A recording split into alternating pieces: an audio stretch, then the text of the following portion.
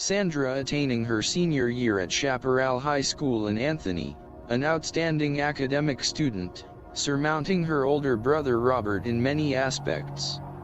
A social protector, in that she was an advocate for her friends, even those with defalcations, always projecting a caring beam of aspiration to those whom surrounded her.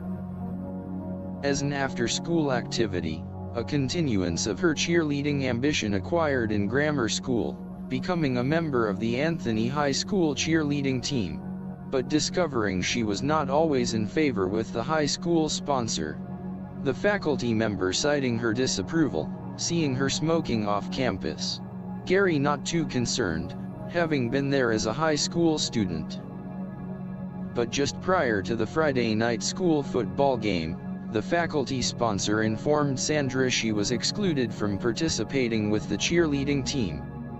When informed, her mother immediately finding and affronting Chris Castler, the principal of the school, Jan demanding an explanation for Sandra's non-participation, forcefully stating that her infraction was off campus and shouldn't have any application to her participation. The principal agreeing with Jan, reprimanding the faculty sponsor for her indiscretion, Sandra making her cheerleading presence known.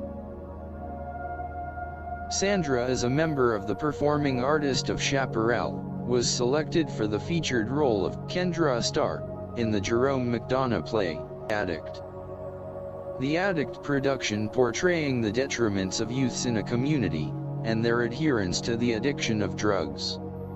Gary and Jan traveling to Wichita for the Chaparral Artist celebrated performance before members of the Kansas congressional body, including the state's Lieutenant Governor Gary Scherer. The high school cast's enactment providing a meaningful message. Keeping abreast with activities in Wichita, Gary again noticing a presentation in the Wichita paper, a subject of interest aroused. For many years vacant, the Orpheum Theater at 200 North Broadway was attempting a resurrection. A theatrical enterprise was trying to raise money to revive its longevity, the Wichita Community Theater and Center for the Arts actively involved in the project. The paper announcing a musical production to be presented in the once prestigious but long abandoned structure. A musical written by Wichita's David and Kenneth Gale, featuring local cast member, entitled Frankenstein the Musical. Gary taking notice to a highlighted addition to the newspaper announcement. Due to the ongoing construction, it is advised that you bring a coat as the building is without heat. An intruding dissemination to put in the newspaper. Arriving, Gary was impressed with the aged structure, the theater built in 1922, an endowment of the city's past heritage. Entering the lobby was analogous to stepping back in time, the cold building showing remnants of its historic past. The presence of a once proud theater organ sitting in the foyer, removed from its prominent stature inside. The once snack amenities counter still in disrepair, the building having a chilling effect.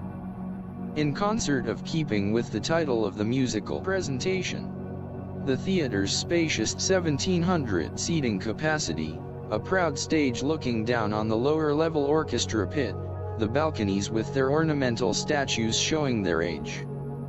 The figurines still symbolizing the decor of a colorful past era. The musical was without orchestration, but utilizing a choral group with recorded effects, the format not a matter of substance, but a disquisition of the individual. The audience receiving a critique pamphlet to be deposited upon leaving. Gary finding this first production somewhat lacking in structure, but the rationale was warranted. This first production, a journey's start with endless possibilities, the attendance marking support for a restoration of a once proud landmark and prominent icon of Wichita's theater history.